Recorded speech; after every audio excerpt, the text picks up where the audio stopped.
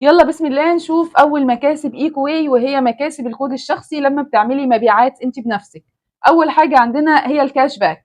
لما بتدخلي الشركة هتلاقي مشرفتك بتقول لك لو عملتي 100 نقطة هتاخدي 320 جنيه، عملتي 200 نقطة هتاخدي 960 جنيه، عملتي 500 نقطة هتاخدي 2880 جنيه.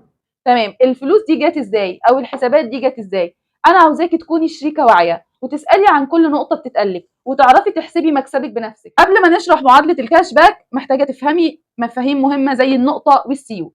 كل ما عملتي مبلغ معين من الاوردرات بنحولها لنقاط، وبنشوف انت عملتي كام نقطه وبناء عليه بتاخدي نقطه. في معظم المنتجات ب 40 جنيه، النقطه ب 40 جنيه.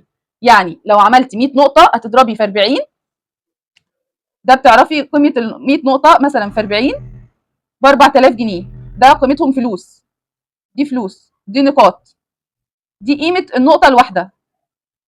تمام تمام. لما باجي اقبض عندنا في الشركه عمله اسمها السيو، زي الدولار زي اي عمله مثلا. فالسيو ده بيساوي 16 جنيه، فالسيو الواحد ب 16 جنيه. طيب ازاي اعمل معادله حساب للنقاط اللي انا عملتها؟ دي معادله وهي معادله ثابته، يعني ما بتتغيرش على اي عدد نقاط انت عملتيها.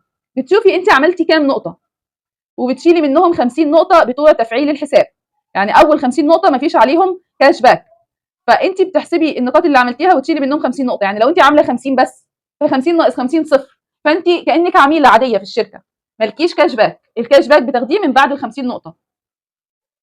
بعدد النقاط بتاعتك بتخصمي منهم 50 نقطه، الناتج اللي بيطلع لك بتضربيه في 40%، يعني انت بتاخدي نسبه خصم 40% من المبيعات بتاعتك. هنا هيطلع لي كده المكسب بالسيو. طب انا عاوز اعرف هو بالجنيه بكام؟ اضرب فيه 16، زي ما قلنا ال 16 ده قيمه السيو الواحد. معادله الحساب تاني، عدد النقاط اللي انت عملتيها تشيلي منهم 50 نقطه تضربي في 40%، الناتج اللي هيطلع لك تضربيه في 16.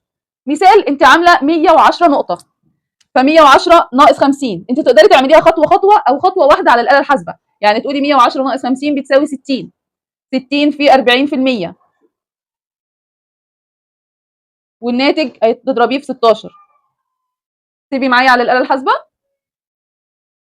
قولي لي طلع كام معاكي؟ هتلاقيه 384 جنيه